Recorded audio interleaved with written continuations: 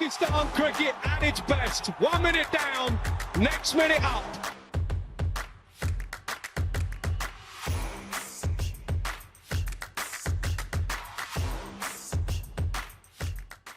Thanks very much everybody for joining me once again. Sad Sadiq here on behalf of PakPassion.net cricket website. I'm absolutely delighted to have my new guest joining me. A fantastic role model for many cricketers, up and coming players. 96 test matches, 88 ODIs, an Essex and England legend, and one of the best commentators out there, the one and only Nasser Hussain. Nas, thanks very much for your time. Not a problem, mate. Thanks for the build-up. I'm jet-lagged. I'm still on Pakistan time, so a bit weary, bit tired, but really enjoyed my trip to Pakistan again. Very enjoyable, as ever. Well, that's my first question, really, a non-cricketing question. Nas, did you get a chance to see much of the country? I know you've got a lot of friends. You're hugely popular out there in Pakistan, so I'm sure there are a lot of autograph hunters and people wanting to meet you. Yeah, listen, this time was a bit weird. Last time I did, myself and Michael Atherton were out and about, but this time, because I was also doing the Women's World Cup, I was actually in and out of it. I was in Dubai and Sharjah in between tests, so I didn't get to see as much. I saw a few airports, that's about it, but really enjoyed it. Had a night out with the commentators in Islamabad the last night of the test match. They looked after us. All the PCB and the commentators took us out, which was very enjoyable. So, yeah, nice trip, mate. Well, after that first test match, Nas, I think most Pakistanis didn't want to watch the rest of the series. Everybody was predicting a 3-0.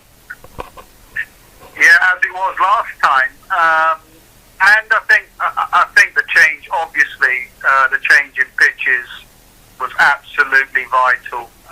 It was a very smart move. If you look at it, I just presumed that they could make Pakistan pitches spin. You know, Brendan McCullum himself said on Sky right at the end when we interviewed him, he was surprised that it took them so long to do it. Why hadn't they done it before? I just presumed.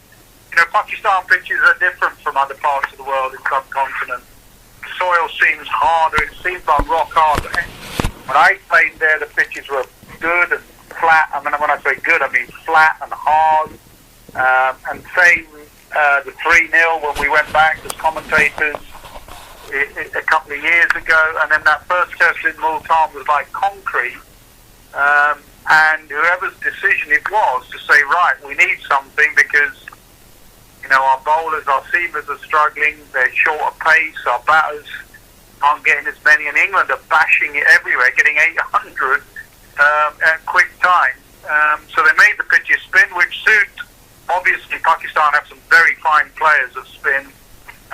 You know, South Shakil, Salman Agha, you know, most of that middle order, Rizwan. And they had they brought in two very fine spinners, experienced spinners in Noman and Sajid. And they just bowled beautifully. And it sort of, England also in those conditions, when it's a little bit slow and turning and you can't just hit through the line and score at 4 or 5 runs and over, and you have to work it around a bit and use your wrists and be a bit more subtle about your batting. You know, Pakistan's plans were spot on after that first test. How long they could do it for, I don't know, but I like the template, and I hope at home they carry on with that template. I guess it's a needs-must scenario, Nas. You know, gone are the days of your Wazims, your Wakars, your Shoaib Akhtaris, you know, the likes of Shaheen, Shah, Afridi and Naseem, Shah, etc. Up and coming, they've probably not got up to the skill levels of those former greats, have they? So I guess there's no other option for Pakistan. Yeah, listen, it's also back-breaking work. So I've always felt for Pakistan seamers, you know, maybe they're not, maybe. Who is Wasim Akram and Waqar Younis and Shoaib Akhtar? You're talking some of the all-time great fast bowlers that took the pitch out of the equation, but there's so much cricket played now that, you know, your paces do drop. And if you carry on playing on those pitches in Pakistan, it is mentally and physically back-breaking work. And it was no surprise that Shaheen's skills and his pace has dropped, and Naseem's injury and pace has dropped, and who's wouldn't on those surfaces? So I think it's a good idea because it rests your seamers a bit. You'd hope while all this is going on and spin is happening now, the Pakistan Cricket Board and the think tank are looking after those vital assets in pace bowlers and young pace bowlers, because they're going to have to learn to win away from home and, you know, win on their tours away, and then you'll need your skills from Shaheen and Naseem and all the rest of your fast bowlers and your batters coping with a moving ball. So there's still plenty of work to be done, but I think it was the only way to go. And I think also, more importantly, Test cricket's changed. The days of 500 plays 800 and, you know, boring, long games sorted out in the last hour. I think those days have gone, and I enjoyed the last two Test matches much more than the first Test, which is an odd thing to say. England won, and records were broken, and Brook got triple hundred, and Root got double hundred, and it was good watching that partnership. But I have to say, watching a spinning pitch and players trying to cope with spin is fascinating. So I just felt around Pakistan, people were talking about cricket more. People at the grounds were coming in a bit more. I'm sure viewing figures were up because A, it was more watchable, and B, everyone wants to be associated with the winning team and a side that you want to follow, and they got that in the last two Tests. Just on England, Nas, I know there's been a little bit of criticism from various quarters. Obviously, England have been fantastic to watch in recent times under Brendan McCullum, but they seemed to really struggle in that second and third Test match, didn't they? It was almost like they only had one way of playing.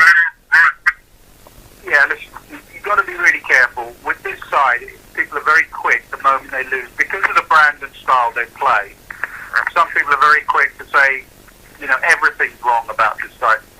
When they won in Multan, by my math, they won 6 out of their last 7 Test matches. That's a pretty good record. You know, they've won 5-1 at home in the summer. They won that first Test after conceding 560 in the first innings and still won. But they were 6 from 7 wins. But, you know, I called it kryptonite. I think it was actually a word that Afridi used in the podcast that we did. There is an area where if it is turning a bit and gripping a bit and you can't hit through the line, and, you know, some of England's batters have hard hands, and when it's a good pitch, you know, there was Crawley going hard in that first game, smashing it on the up. Same with Brook, and, you know, I think when it is a bit slow and grippy, they can learn from the likes of South Shaquille and the way he uses his hands and his wrist to manoeuvre the ball square of the wicket. But also the bowling, everyone focuses in on the batting. You know, the bowlers, the spinners like Leach and Young Bashir and Rehan can learn from, you know, the Pakistan spinners and the way they varied their pace. The way Noman would bowl 74k and then go up to 80k to get his wicket, or Sajid would go the other way, 80k and down to 74k to get his wicket, whereas England spinners at times can be one pace. So it is an area that England need to work on, but that doesn't mean everything about this side is wrong. It just means there are certain conditions that they're going to have to think about the way they play and improve the way they play. Nas, New Zealand have beaten India 2-0 in India. I know Bangladesh beat Pakistan recently as well in Pakistan, but by and large, teams are a lot better at home and struggle in away conditions. Do you think something can be done about that? You know, I know Bumble recently mentioned to me about sort of the away team having the advantage of giving them the toss win and not tossing up in Test matches. Yeah, that's quite a good idea. I've thought about that. You've always got to worry about what the repercussions are. I do know that winning away from home has been historically a difficult issue, but as you say, recently, you know, New Zealand's feat in India, you know, is one of the great things. That is absolutely the most difficult place to go and win in India, as the results have shown. So they've been fantastic. Bangladesh went to Pakistan and won. England won 3-0 in Pakistan last time and were 1-0 up this time. But, yeah, listen, I do believe in home advantage, but not to a, you know, the home side wins. It's also, there's so many complicated things. It's not just the toss and pitches and conditions. It's sides like, West Lanka turned up in England this summer, hardly played a warm-up game, and then we're getting better with every game. Sri Lanka won their last game, but by that time it's too late because of the congested fixtures, or maybe not having the money to going over early and playing more fixtures.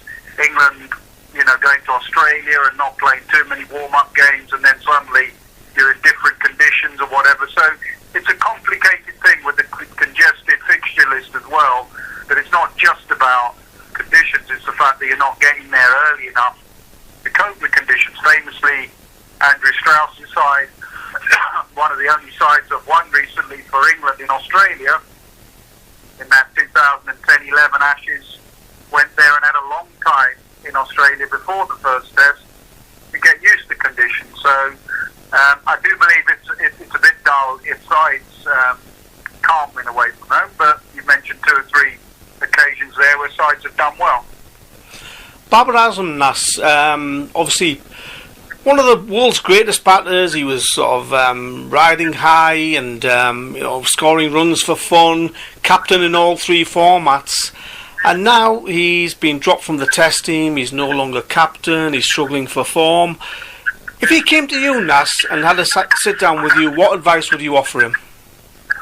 Who am I to advise one of the greats in Babar Azam any kind of batting advice or whatever?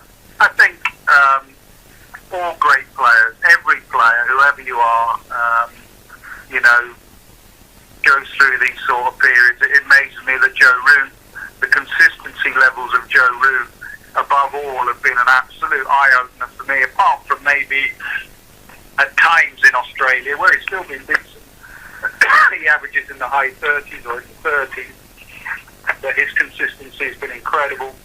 So everyone goes through this period, and sometimes it's just a mental break you need.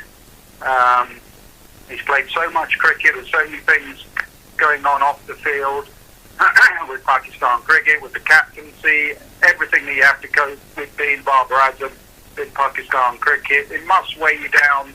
And cricket, like most sport, but cricket in particular, as a batter, it's a mental game. And, that mental edge and sharpness, once it's just 1% off, it affects your game. So I think if anything, he needed a rest. He needed time out of the game just to have a look and rest up. There's a slight technical issue I see at times with Babar. He gets squared up a lot for a great player. Outside off stump, fourth stump, he gets squared up, and in the first test he was doing that. I think it was the great Ted Dexter said you should play the ball beside the ball as opposed to getting in behind it. And sometimes Babar tries to get in behind it too much and gets squared up. And I'd advise him to play beside the ball. He's good enough to do that. But the technical coach try and work with him and not getting squared up with the ball that moves away. But if anything, I would say just a mental break and a rest and come back refreshed. Everyone goes through a period where they stop scoring and then you overthink and overcomplicate. and it'll only take one innings. He won't even take that. It'll take 2 or 3 boundaries, hopefully in the white ball series in Australia, 2 or 3 boundaries, and suddenly, hopefully for Pakistan fans, they'll see the Babar Azam of old. And finally, Nas, in true Pakistani cricketing style, there's just no stability there. We've seen Gary Kirsten resign after a few months in charge as the white ball coach. Selectors coming and going, captains coming and going, players coming and going, coaches coming and going. It's just a crazy world of Pakistan cricket, isn't it?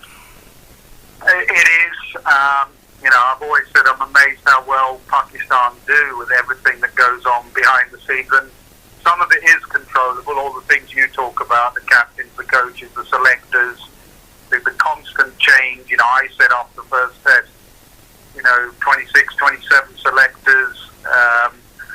I don't know any other business or sporting environment that if you don't have consistency behind the scenes, how do you expect your team to be consistent? Some of it is uncontrolled.